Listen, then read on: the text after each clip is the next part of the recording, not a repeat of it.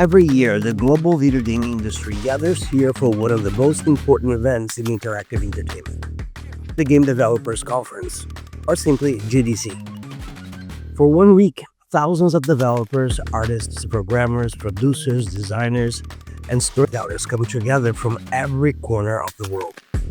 They share ideas, showcase new technology, debate the future of games, and build the relationships that will shape the next generation of interactive experiences. This is where new studios are born, where groundbreaking tools are revealed, where the people behind some of the world's most iconic games come to learn from each other. From AAA publishers to independent developers, from students to industry veterans, GDC is a rare moment where the entire ecosystem of game development exists under one roof.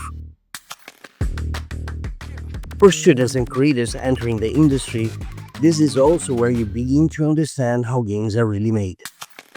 Not just the technology behind them, but the collaboration, creativity, and community that drive this global medium forward. I am Mauricio Ferrazza through the Miami Animation and Game International Complex at Miami-Dade College. And today we're coming to you from the floor of GDC 2026. This is a special episode of Behind the Magic, where we talk with developers, studio leaders, and creators about the state of the industry and what it takes to build the future of games. Today on Behind the Magic, we're speaking with someone who has helped shape storytelling across multiple generations of games and entertainment. From developing animated series of Walt Disney Television Animation to leading narrative and creative teams at Xbox, ArenaNet, Telltale Games, Bungie Games, and Wizards of the Coast, to now founding her own studio, Level-Headed Games.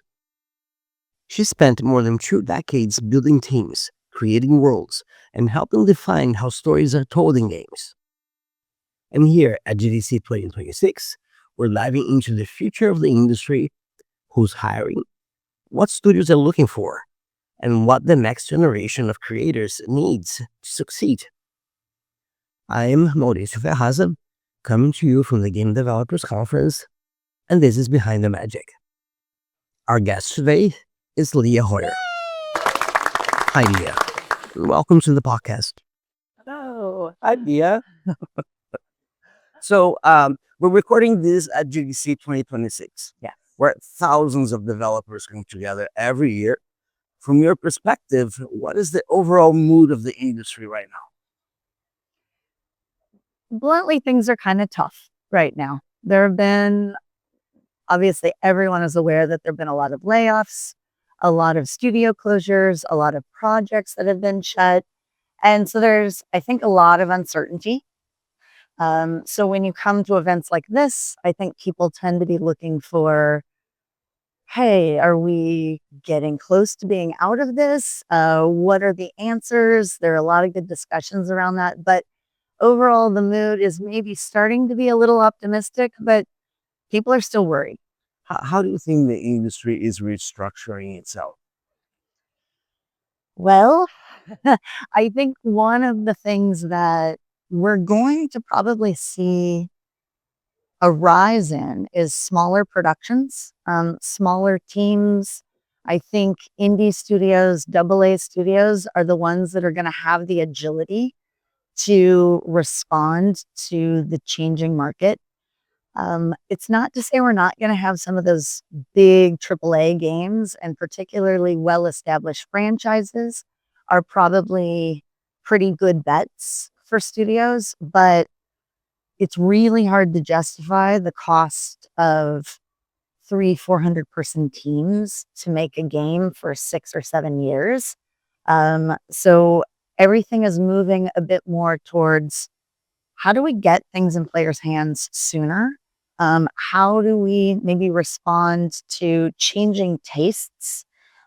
Generally, it's been seen that the newer gamers, younger gamers, don't care as much about the same things that people who maybe started gaming 20, 30 years ago do. And so therefore, I think we're going to have to shift to more about the fun experience, and honestly, less focus on these like pristine graphics that get higher and higher resolution every 2 years. And like those just don't seem to be resonating as much with the younger generation of gamers. So we hear a lot about like service games, community-driven worlds, Mhm. and cooperative experiences, experiences in general. Where do you think the next big opportunity in games is?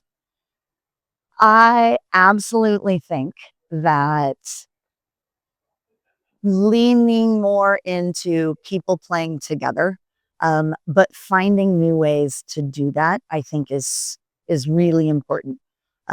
It's tough because traditionally multiplayer and online multiplayer games have generally been in the bigger consoles and PC, and the infrastructure is still up, like is still focused on that. But you also get your growing group of younger gamers who are playing on smaller, they might be playing on phones, tablets, as well as, the Switch and those sorts of things. Getting more cooperative experiences and more community-based experiences in that group, I think is where you're gonna see a lot of appetite for in the future. I also think what's really important is gamers now don't have as much of an appetite for the toxicity that has been such a part of online gaming. They really are looking for more cooperative play. They're looking for friendlier communities. They're looking for safe spaces where they're not going to be judged. And they're bringing a great attitude to that. But the industry has to make sure that then it's allowing those places to be and to grow and to thrive. So going back to industry, Mhm. who is hiring right now?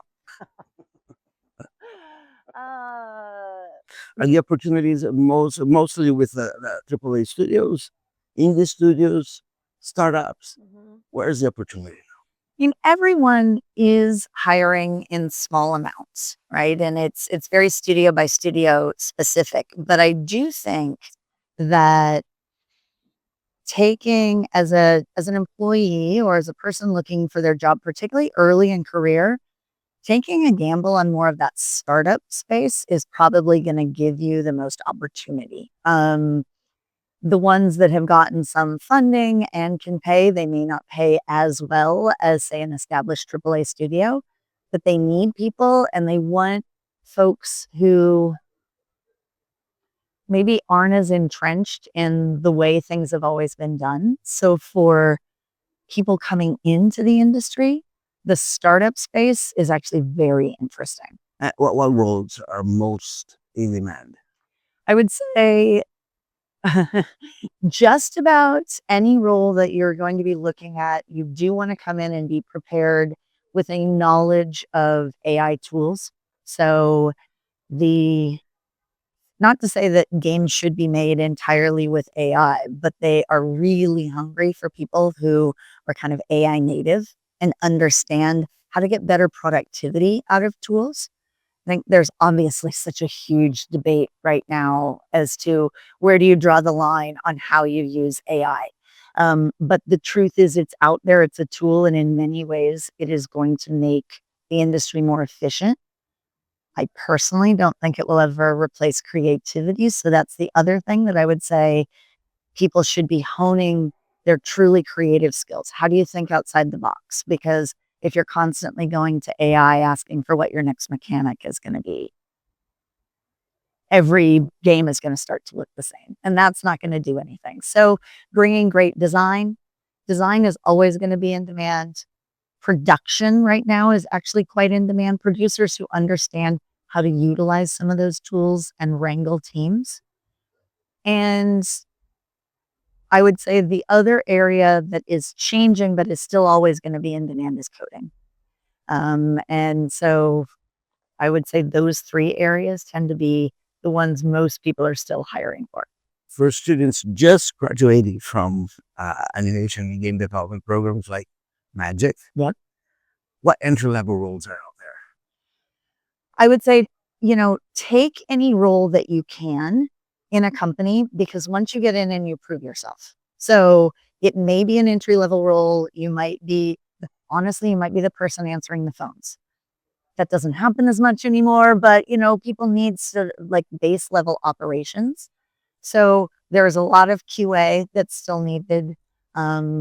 There are entry level producer and, designer and engineer roles, and some entry level art. But the harder part with those areas is that you have so many really talented people who are now laid off, who are willing to take roles that are maybe 2 steps back in their career.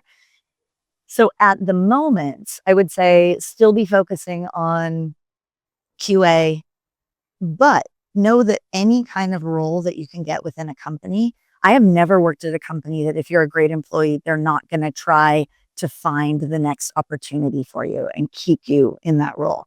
And once again, anytime you can bring a knowledge and understanding of up-to-date AI tooling, you're going to be in a better position for any of those. When I was growing up, I was frequently asked to fix the internet. They'll contact me to fix their TV or their computer, their phone. Whenever there's an issue with their laptop or phone, they'll ask me to fix it. I do not just play games all day. There's a lot of math, science, narrative, film study that needs to happen. So I don't play games all day. Taking Leah's lead on the surge of indie game studios, startups, and also the trend of industry outsourcing work to smaller studios abroad, I wanted to find out more. We are here with Federico Agostino, CEO and co-founder of Scubalight Studios, an independent game development company based in Mendoza, Argentina. Since 2016, Federico has been leading teams creating original interactive experiences while navigating the realities of indie production in Latin America. Hi, Federico, and welcome. How did you experience GDC 2026? Who live here, far away from the war, and it's really great to go there and meet awesome people from all the world in 1 week, meeting after meeting. It's super exciting to stay there in San Francisco that week. Here in Latin America, we have several events, but not these huge, massive things, Even that the people say that GDC is getting lower and less people, but for us, that's an opportunity, All the good ones are the ones who are there trying to work with the best projects and studios in the world. So for a studio for us here in Mendoza, go to GDC is something unique, we are special for that. No, and I think it is still the 30,000 people plus attend GDC every year. Huge. Yes, and from all over the world. So do you feel like Latin America studios are being seen as real players yet? Or do you think they're still getting underestimated by the rest of the world? Well, for sure, we are underestimated, for sure, because first we have the language, we are in these minorities that we belong with the Latin peoples. It's something like the same thing with Indian people, they're underestimated because they think that they are cheap and they are going to do bad jobs and they are difficult to work with them, but that's not true at all. Yeah, we are cheap because economies are super different from here, from the United States. It's 10 times less, in different things, in some way, no? So for us, it's super good to have this advantage in the economy. And also here in Latin, we have really good quality, super passionate people working for something that they love. That's why it's super important to hire people in Latin, because they are cheap and impressive with the talent that they have. Artists, programmers, they are dedicated. They love the stuff that they do, and their dreams are to work with the huge studios and the best IPs in the world. We here back in Argentina, we saw the war, and we saw all Hollywood and all game industry there is in the world, and that's our dream. Work with those. In the last years, the gaming industry has laid off many people here in the United States, and it seems that funding for video games is not as available as it used to be. Do you think indie game developers can benefit from this current scenario? Well, less job. There people get laid off because they finish their project and they don't have any job to hire us. But at the same time, after all those layoffs, people need to continue developing things. So for studios like us, we are little studios to work for projects, it's a really good opportunity because all the companies now they don't have people in house, and they need to continue developing games. So it's our moment, and it's a really huge opportunity for us to get more projects, more clients.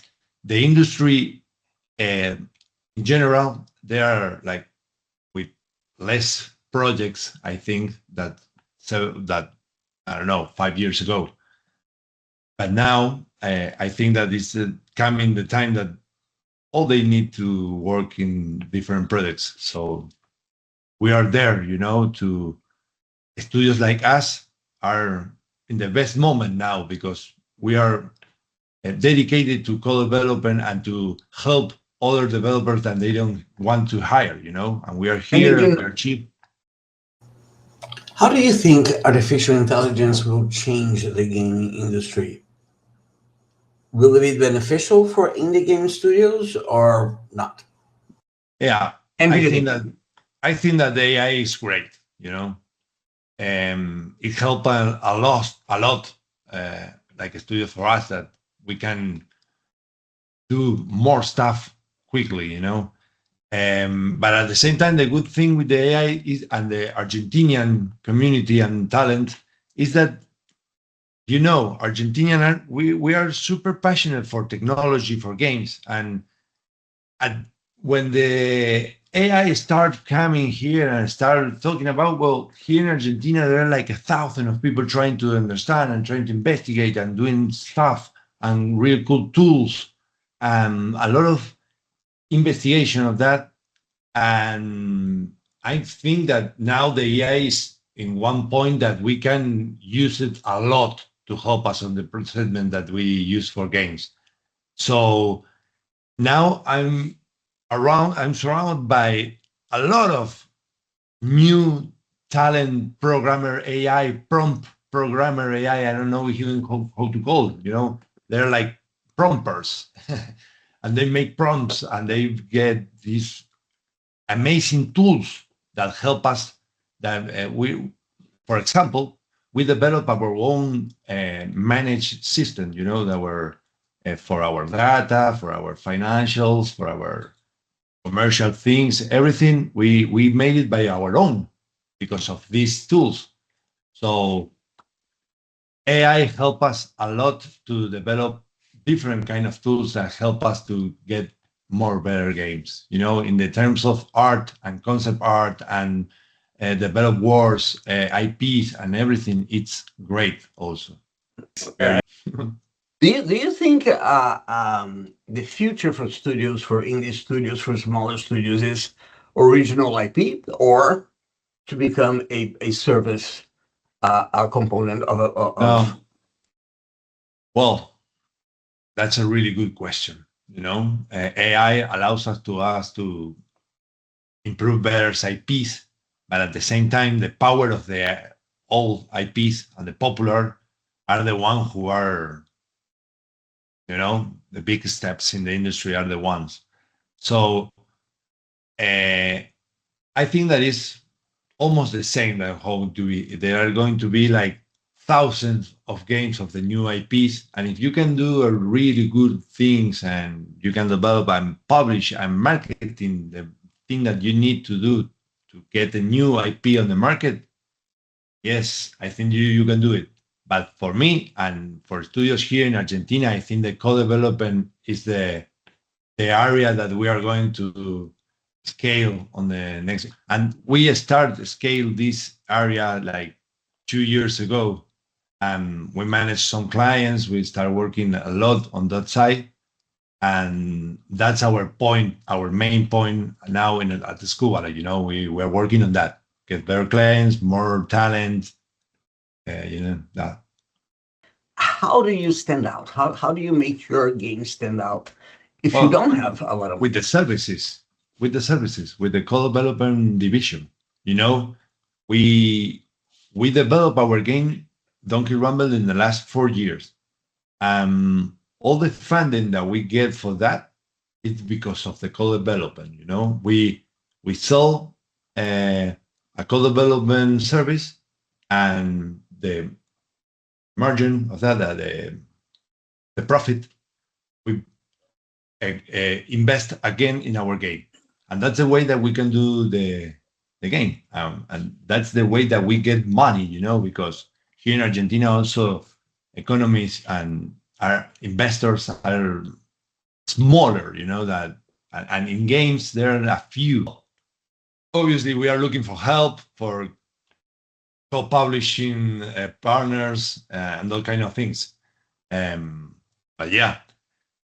the point is that we are allowed to make the IP, but main thing it's always co-development. Work for studios in the US or Europe also, or look. Well, they are huge also in Brazil, Mexico, Colombia. We have clients from Colombia also. There are a lot of huge studios and they need help, and we are there for them. Well, Federico, thank you so much. It was great talking to you, and I hope to see you next year at GDC. So when it comes to technologies for game writing, a lot of times it would be a dialogue editor, which is something that then interfaces with the engine. It streamlines the process and it's really, really helpful. I use it sometimes, but I use it as a tool. I use some of AI plugins that create some new sound from it. Tencent QQ. Yeah, it do, because many groups the community we're talking with, they are always giving me something real advice that change my idea. So yeah, having something community on Tencent QQ is really made me feel better. Yeah. Artists, creatives, writers should understand Unreal Engine, Unity. I would say yes to a point. It is important, particularly because of what I was talking about earlier, that I think the future of at least the next decade of games is going to be smaller and smaller studios.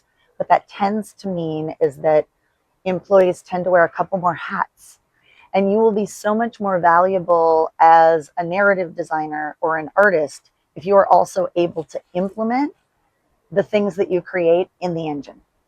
And so you don't need to be able to fully code a game. There's a cap. There are other people on the team who are going to do that better. But if you understand the file structures, how to get in the basic commands and the overall UI of Unity, Unreal, Godot, the kind of bigger engines that are out there, you are going to be so much more valuable and so much more employable. Well, when you look at a portfolio or a resume from a new graduate, what is the first thing that tells you someone is ready for the industry? I would say two things. One, do they have links to really strong, active, recent work, whether it be a game you produced as maybe part of a capstone project or your art portfolio and what have you. That is going to show how much skill you actually really attained while you were there. And then the other thing is, what are your kind of extracurricular involvements, and have you gone out of your way to be part of, say, your local indie game community? Have you taken part in game jams? Have you, do you volunteer with your local IGDA? Like a whole variety of things that are always possible.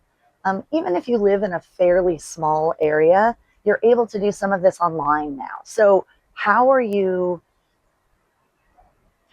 demonstrating that you're not just taking classes and checking off the boxes, but that you're really curious and learning about the industry? Is it better for students to show one finished, polished project, or the small, fragmented snippets of games here and there? I mean, it depends, I think, on what kind of role you're going for. If you are an artist, for instance, showing a whole portfolio of things that clearly show you have a style and that you're developing that. You don't want it to be, oh, this is cutesy 2D and this is very photorealistic Space Marine 3D artwork. That's very confusing to a recruiter. But if it tells a story of who you are, I think you can show it in different ways. But if you are, for instance, showing a polished game, make sure to show what you were a part of, because in most game programs, it's not just one person, one game. You're working as a team with maybe 5, 10, 15, 20 other people. So make sure to call that out and include, therefore, the work you did that shows how you got to the things that you contributed. Team projects versus individual projects. Which one is better in a portfolio? To show that you can work in teams or that you can do it all? Personally, I like team projects. I like seeing that you understand that it's not all about you. I will guarantee that if you've worked on a team project in school, you've had conflicts with other people about what is more important or what something should look like or what the story should be at this moment and how to convey that. And so by the fact that you have produced something as a team, it demonstrates that you have navigated that to some extent. But again, be sure to call out what it is you did. Don't take too much credit for the entire project, because I think people will see through that as well. So GDC is one of the biggest networking events in the industry. For students attending their first conference, how should they approach meeting people, networking, getting to know studios, owners? How do they go about it? I think you want to prepare in advance.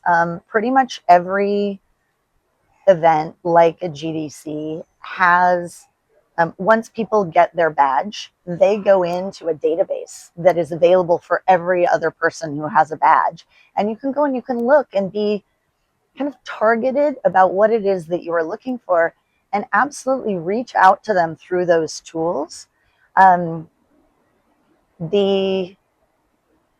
Don't do it scattershot, and I will tell you that you might send 10 requests out and you might get 2 replies. 2 replies is better than 0 replies. So go and look for those, send the message, say, I'm a student, I'm really interested in your work. If you can make it personalized about, I loved what your company did on this project, or I saw an interview with you and I loved it when you said this. They are so much more likely to respond to you. And just ask for, could I have 15 minutes of your time? Because I want to pick your brain about, and then be specific. Because just a general meeting is probably going to be a waste of everyone's time. So what is it that you want to get from that person? I am interested in finding an entry-level 3D modeling role. And I'd love to discuss with you the needs that your company might have, if you have any tips about portfolios or any other recommendation of who might be looking. And that right there is very likely to get a response from someone. Lots of typing, lots of words, lots of numbers, lots of staring. I would tell my grandma, I make worlds.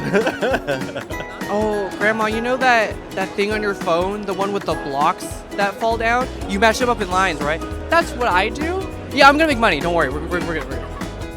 I make virtual 3D experiences.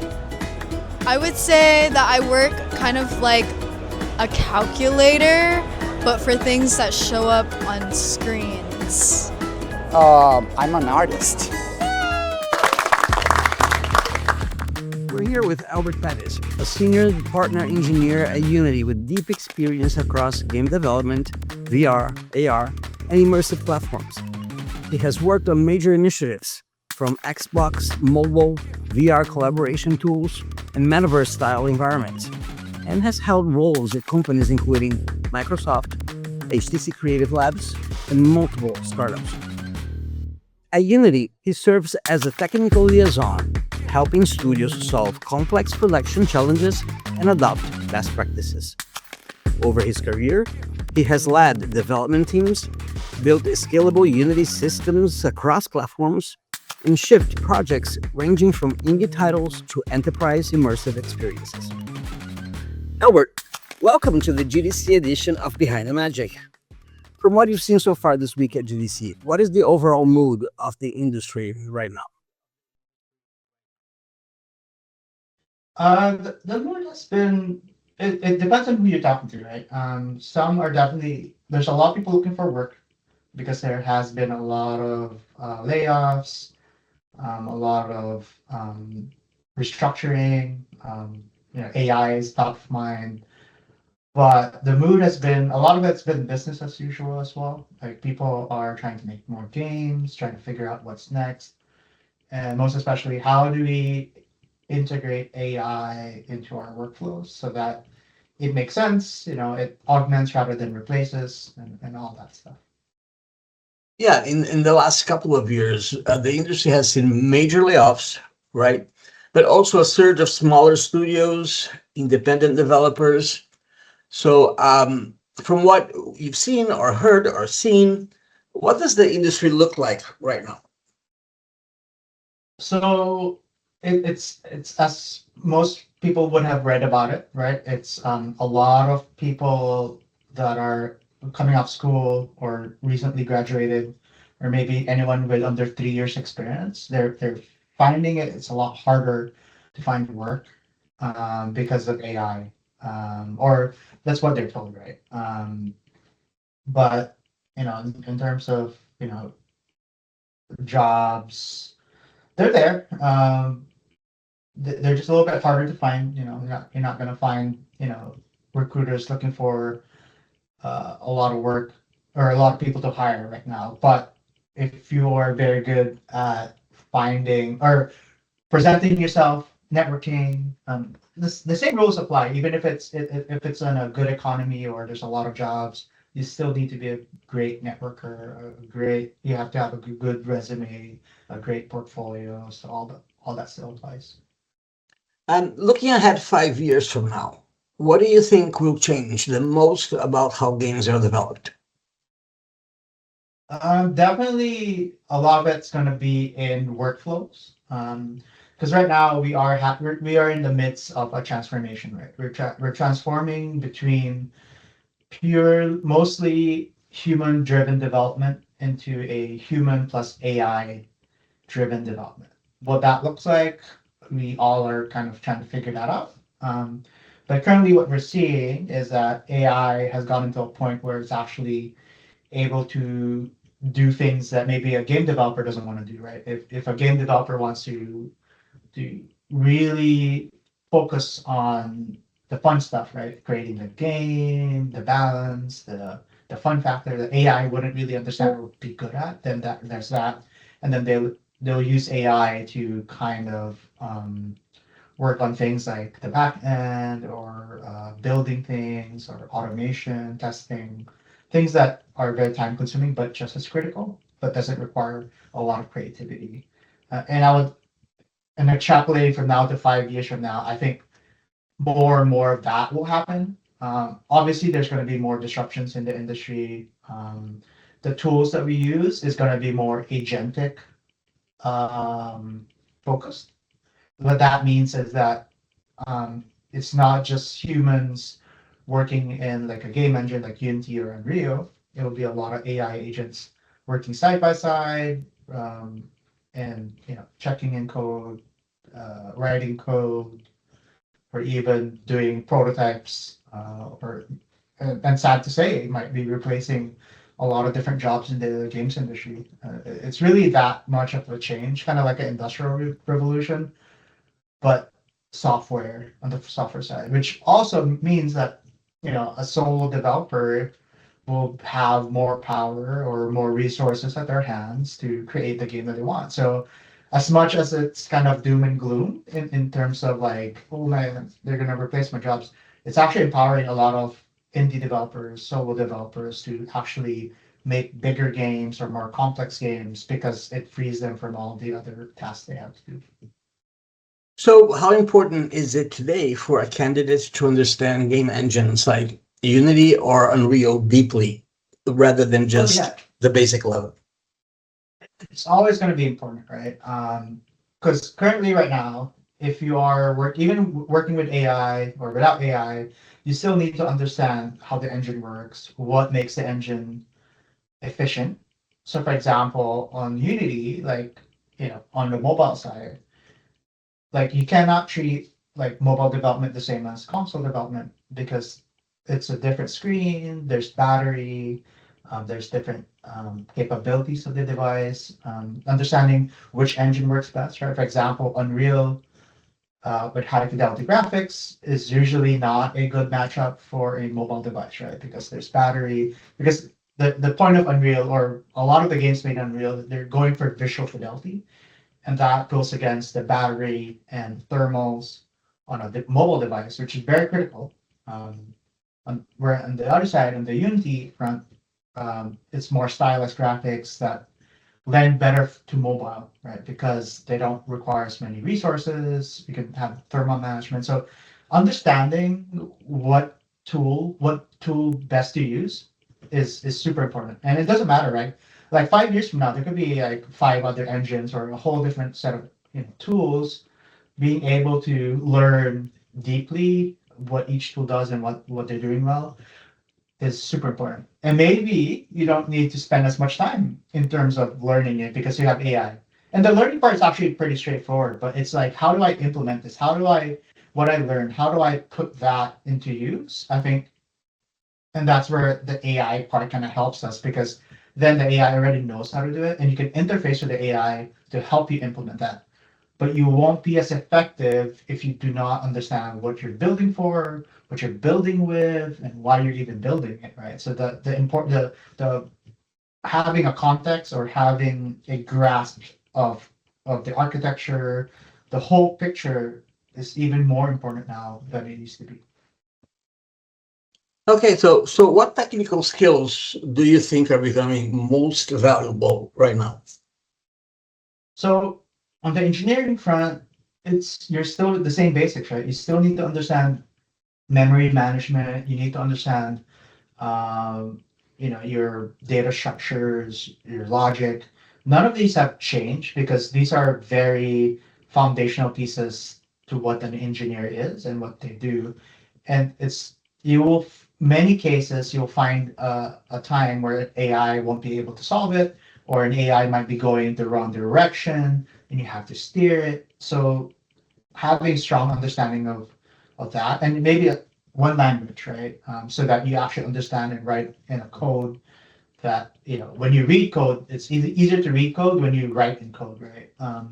So having like what we call this in the industry, a T-shaped person, right? So you have a broad level of skills. Maybe you're not very deep at that, but then you have the bottom part T where you can go deep into a certain part of technology, and that's kind of where you kind of anchor your call this your personality, not personality, your specialty. It's your specialty, so that when you're talking to a recruiter or trying to get a job, they can say, "Hey, I've mastered this skill set," and you can align your job better there. And then once you're in that job, you will suddenly see that you need the other skills that you have that maybe aren't as deep and technical. And then eventually you'll kind of develop more of these deep things. And maybe your original skill kind of becomes less deep because you see that you need that less and you see other things pop out. So foundational engineering skills will always be important.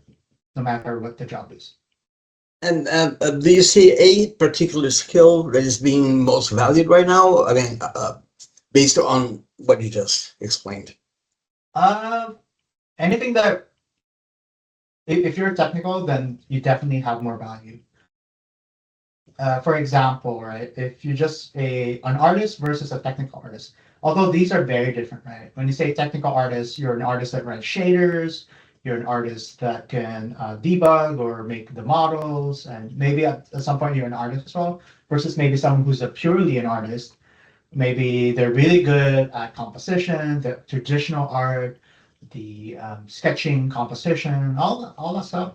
Obviously, the concept art is super important still in this day and age, but you kind of get devalued a little bit more, especially in the tech world, because games, as you know, as we all know, video games is very tech driven, and having that technical aspect will always help you. And even for me, right, when I was going through the different roles in my career, I always attach something technical, right? So when I was a program manager at Microsoft, I was actually a technical program manager, and that actually allowed me, funny enough, to actually make more money because in the tech world, technical skills is really what brings in higher salaries, higher benefits, and more job stability because you are seen as important as technical, someone who can work in the code without relying on other people.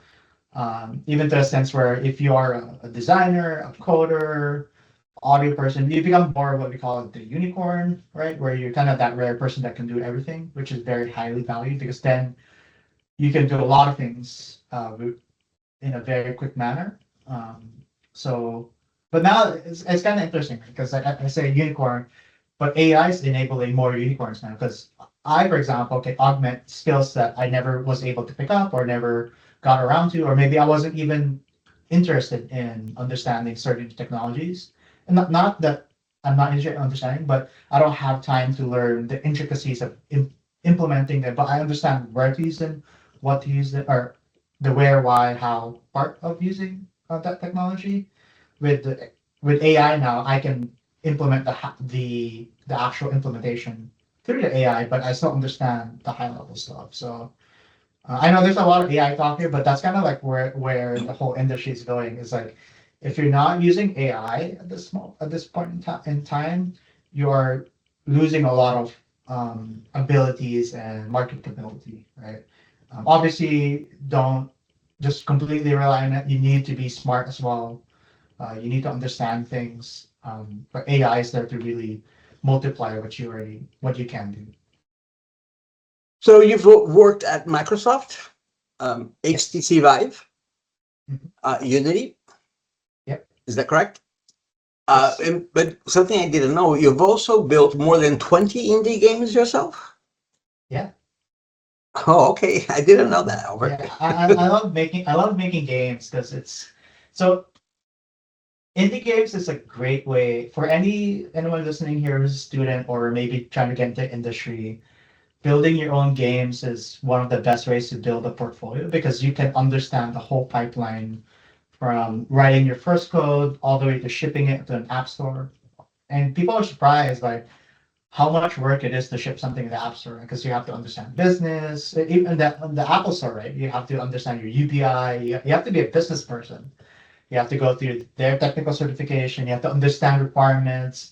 And if you can go through that and successfully submit a game, even if it doesn't do well, right? If it doesn't sell more than a few copies, it doesn't matter because you got it there, you shipped it, you understand it. That's for me, if I'm hiring someone, right? Someone who's shipped multiple games. It's like, I know this person has gone through a lot of these processes. They understand what needs to be done. They're not gonna quit halfway through, right? They're gonna finish it. They're gonna ship it. Maybe, because we're engineers, we're builders, we're not really marketing. Maybe the game doesn't really do well, but that's fine because marketing is its whole different set of skill sets, right? But if I'm hiring someone to build something, then understanding that they've built multiple things is for me, it's a good thing, right?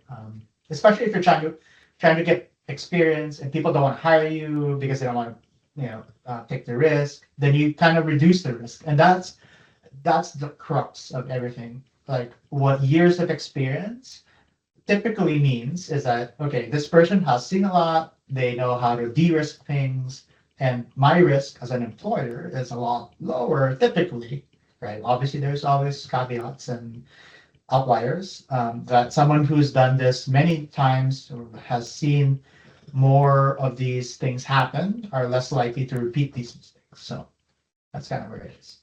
Okay, so students should focus on one strong, polished project, submit it, publish it, ship it. That's something that would catch your attention more than having several bits and pieces of examples Exactly.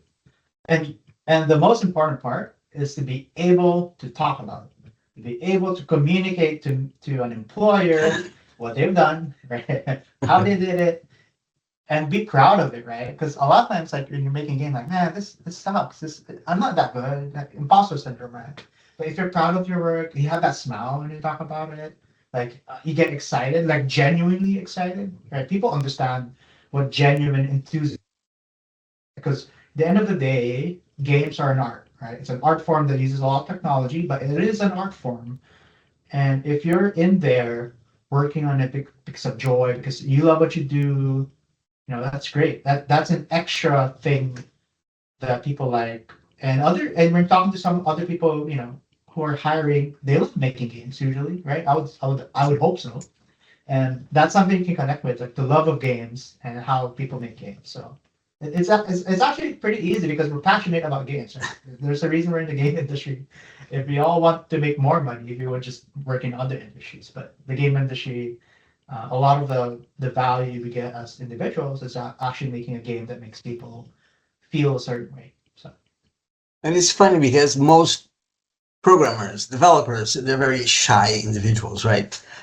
So how do you do, for someone who's going to GDC for the first time, for example, what's the best way for them, new to the industry, to network, to get to know people? What should they do? there's many ways to kind of attack this, but think of GDC as a place where people are there to talk about games, right? People are there to network, to talk to students, to talk to everyone. And as a student, right? Everyone in the game industry was where you were, right? Like we were wide-eyed, we were like, I don't know what I'm doing. Same for me. Like my first GDC, I still remember, I was like, I don't know what I'm doing. I think this is the right way. But people are nice. Like you can talk to anyone in the industry, 5 years, 10 years, 15 years. They know you're a student, right? So say you're a student or a fresh grad. And I would say 99% of the time that person will help you by listening to you, giving advice, Obviously there are things that you need to do when you're networking. You need practice, right? There's no way you should not go to GDC without having network locally, right? Like networking with your classmates, networking with local gaming groups, speak more sociable, like just learn how to talk, how to speak, and more importantly, learn how to listen, right? The most important part is that in these conferences, a lot of times you're going to be standing in a circle, right, talking to people, and a lot of times you don't need to say something. You don't need to put your piece in, especially if you're a student or you just recently graduated. You're there to learn, to soak up the knowledge, and just standing there listening, nodding, agreeing is a good start, right? Even if you feel shy, just being in that circle, it gets you more comfortable, right? Then you get to see, okay, how do people talk? Like, what is the lingo? What is this trends right now? And even if you don't contribute, you don't need to contribute like by speaking. You can contribute by nodding or just being there. And that kind of builds up into your internal your courage, right, to speak up the next time, or see and feel what the industry feels like. And that's why GDC is so important, right? It's really not about, a lot of GDC is about coming together in the same space over and over again to see and talk to people in front of each other to know, okay, how do you feel? Like, how's the industry? What's the vibes? Like, what's hot? What's new? What's not cool? And then you take that for the rest of the year, okay, so this is where the whole industry's feeling. And you can kind of plan your way through what's happening. Like, for example, like, so as a student, right? You come in, like, someone told you, hey, build your resume this way. You don't know if that resume is actually going to be effective, right? But guess what? The best place to ask people is like a GDC. Hey, I have this resume. Can you help me review it? Just a quick view. I'm not looking for a job, and that's important, right? It's like, don't ever open up, like, I need a job. I'm like, ultimately, that person will just like, I'm not talking to you. Even though they're nice, right? They're most likely shut down, like, oh, okay, this is kind of weird, awkward, right? You don't ever open that way anyway. You can just, hey, I'm a student, blah, blah, blah. I've done this and this. Like, I'm trying to get my resume, because that's what literally I did. I was asking people that I talked to, hey, can you look at my resume? Give me what you think. Hopefully, with the resources now, you'll be pretty much near the mark if you've done your research, like what the resume should look like. But then for a specific company, like they might look for a specific type of resume, a specific format, making that network connection. And that's another thing too, with the games industry or any industry, to be honest. It's about trust, right?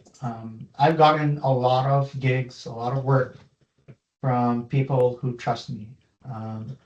If I ask them, why do you want to hire me? And they say, because I trust you, not because of, you can quote some weird metric or that you're the best of the best, but it's because if I put my name out there and I say, hey, hire Albert, that I'm not gonna let them down, that I'm gonna do the work.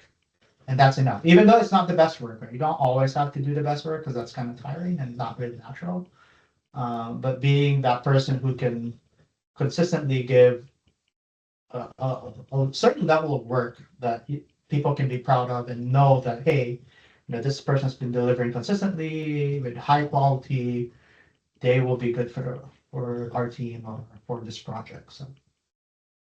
So if you were imagine you're entering the industry today, knowing what we know today, what would you be learning or studying or obsessing about in the next 12 months so you get a better chance at getting into the industry?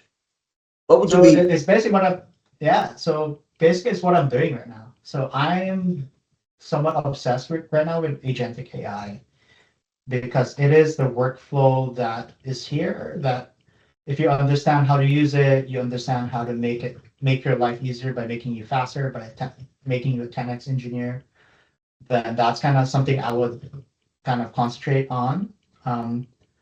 Maybe a little bit different if you're just out of school, right? Because you do need that industry experience. So what I said up earlier about creating your own project, make a few of them, right? It's so fast now to make a project that prototyping with AI is very important. Skill in your tool bag. So make projects, make them without AI. Try it without AI, then make them with AI. Then talk about it, like how you see what AI is helping, how AI is helping you with or without or in a project, right? And I think that makes it more of a lived-in experience as you're kind of talking to an employer rather than saying, hey, I think AI will do this. That's not very effective, right? But saying, because of these 5 projects I've made, I've learned that AI can do this, do that, and these are things I can grow with, and know that, if you are coming off school or fresh grad, employers know this, right? And, there's always going to be a leeway for you. Like, okay, who we're hiring is going to be fresh out of school, but if they are smart, they are willing to learn, they're fast, they're adaptable, then we will take the risk, right? Because we need that. Like, companies need fresh grads for fresh ideas, and someone who they can train to be in their workflow. So being able to present yourself that way is a very, very key thing to do. But also, it's not always going to be the case for every company, right? So there's another thing of researching of who you're applying to. So, and this is actually probably the most important part, is just writing a generic resume and just shooting it out randomly to 100 or 500 different job openings will result 0. right? You won't probably even get one or two callbacks, right? And then 0 interviews. What you need to do is to really put in the effort, right? Is to tailor that resume for each job opening, like hit their keywords, put front and center what you're trying to say, because everything is a narrative, right? If you think about it, if it's AI or a person looking at your resume, where do they look first? The very top, right? And if I'm a hiring manager, I'm looking for a position to fill like a game developer who's done mobile on Unity and 2D games, right? Guess what I'm going to be looking for? Mobile, Unity, 2D. If I don't see those three words in the first sentence or two, then I'm like, okay, well, is this the right hire? Right? If you give someone an excuse to not hire you, then you're kind of losing it, right? So that's why, for me, your narrative, how you present yourself, how you write resume, how do you make it easy for someone to hire you? If you make it easy for someone to hire you, guess what? They're gonna hire you, right? It's like an easy hire is the best hire because they made it easy.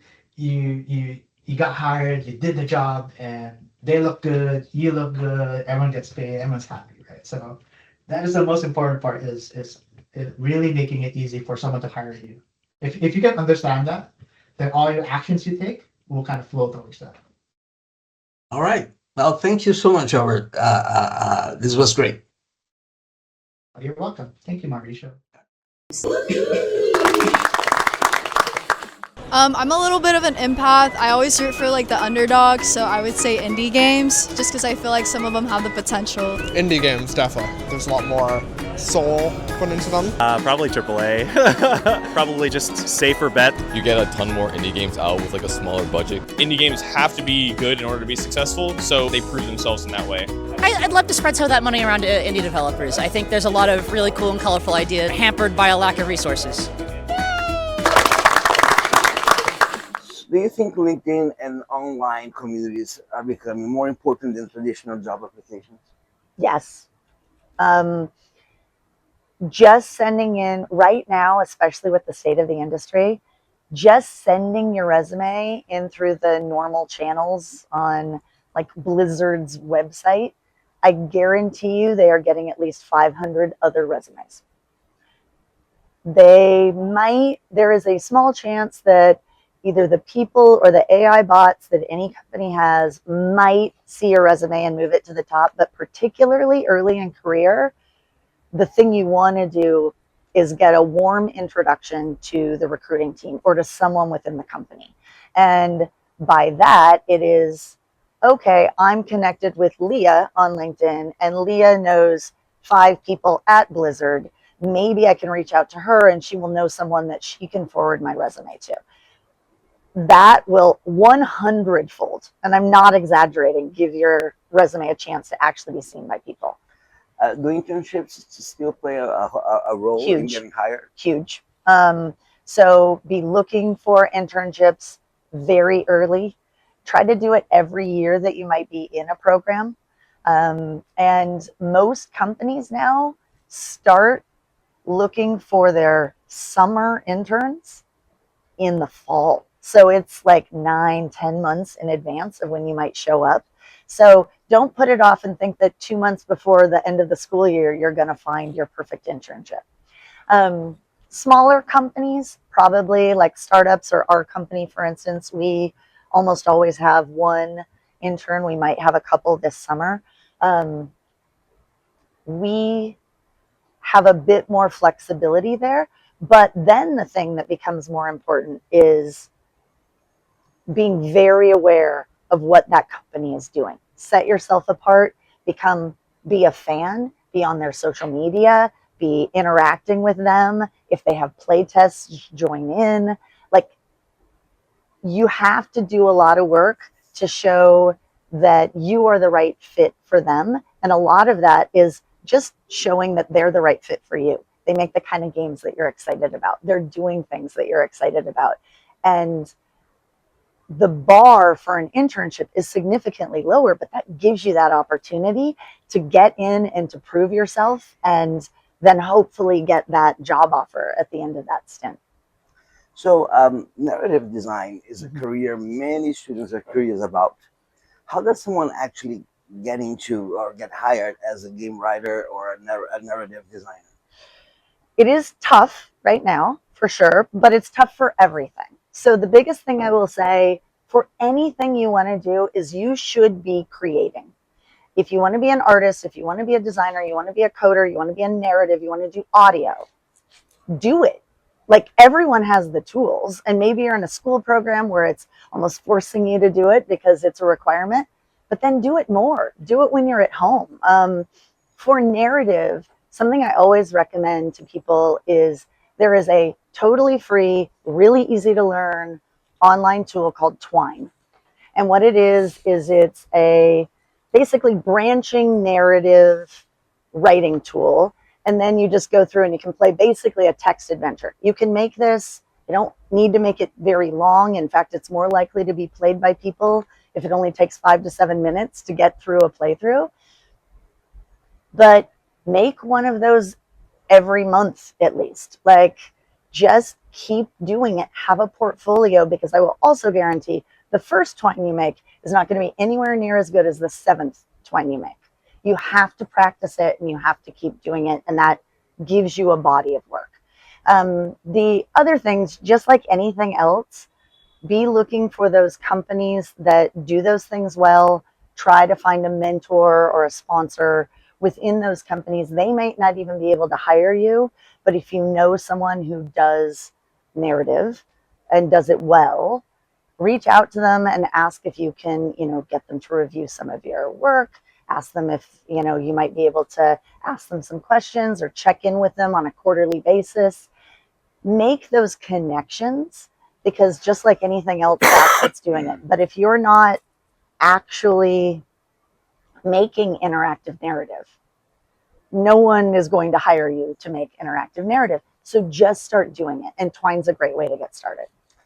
AI tools are becoming part of game development pipelines all over the country, all over the world. Mm-hmm. How do you see them changing creative work?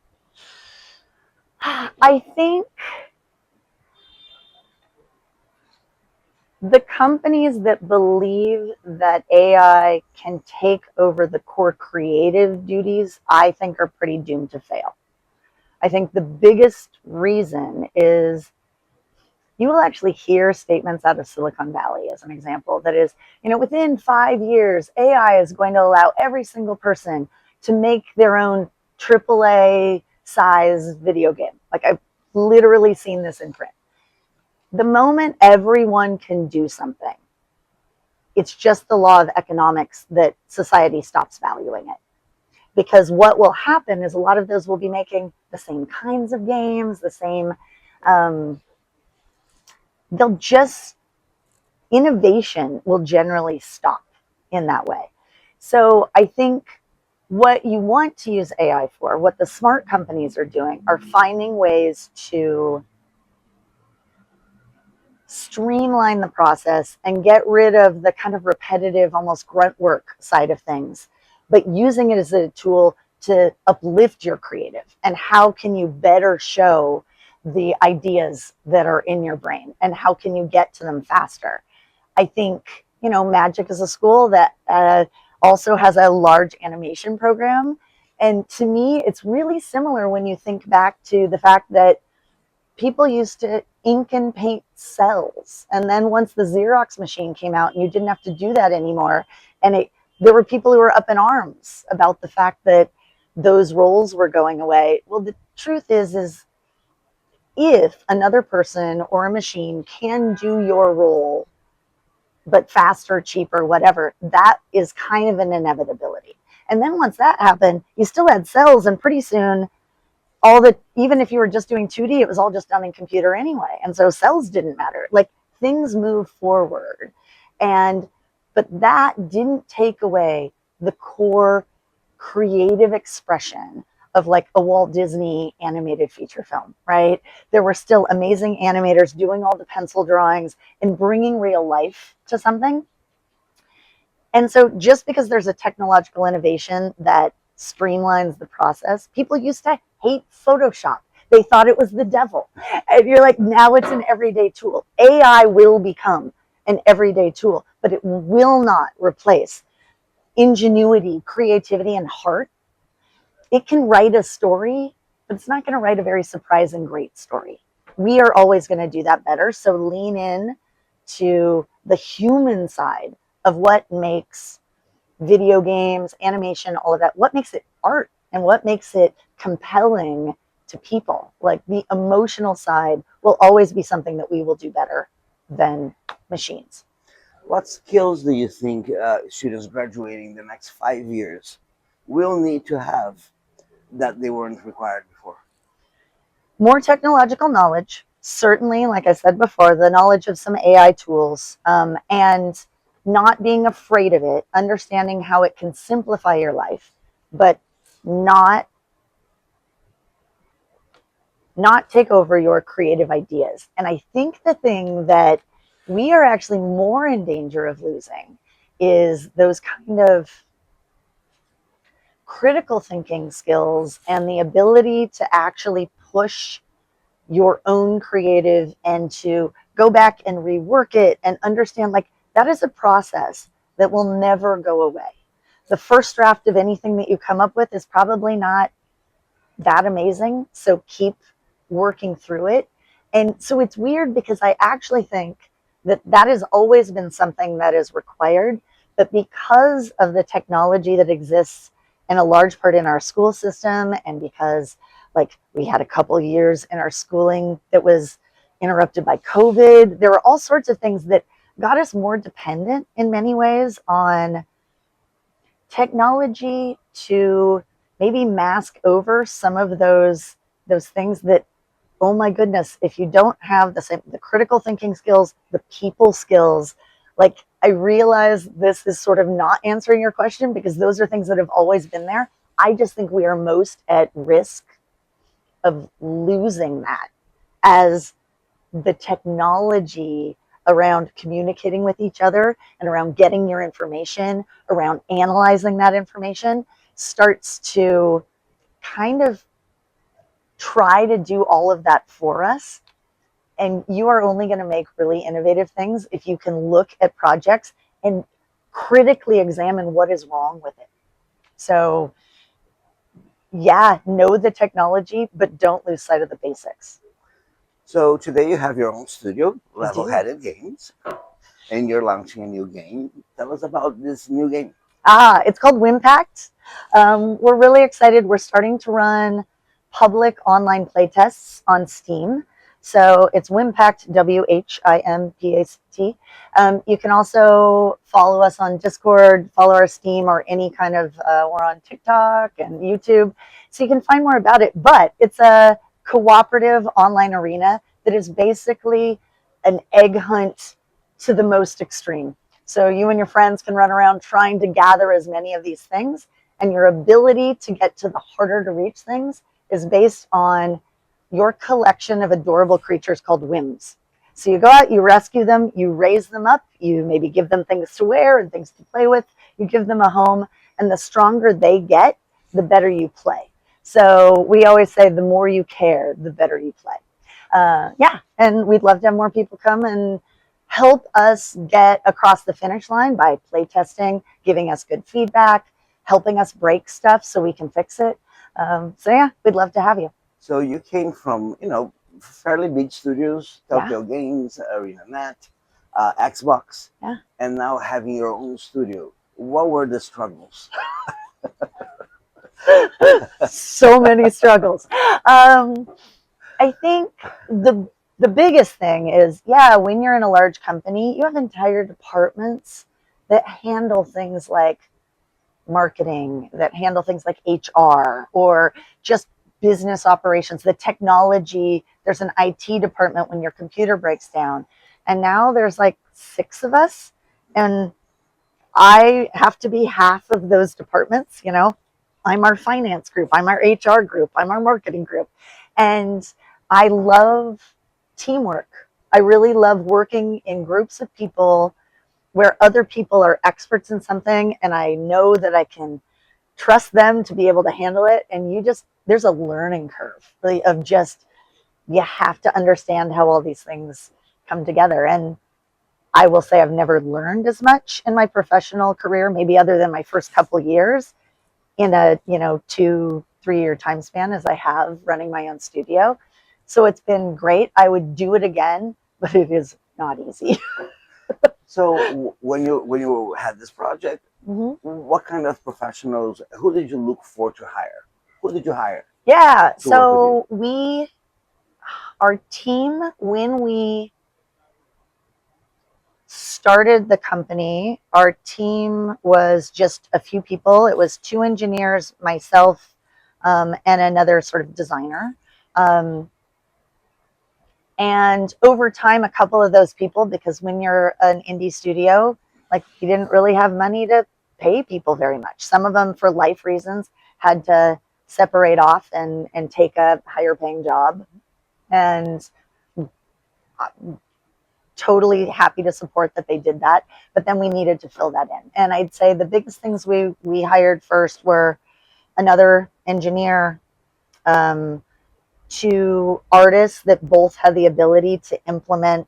So we had an animator and a both concept artist 3D modeler, and they could take their pieces from idea to in-game. And that was important because we can't just hire people to just put it in. So going back to that point about knowing the engine, it makes you more employable.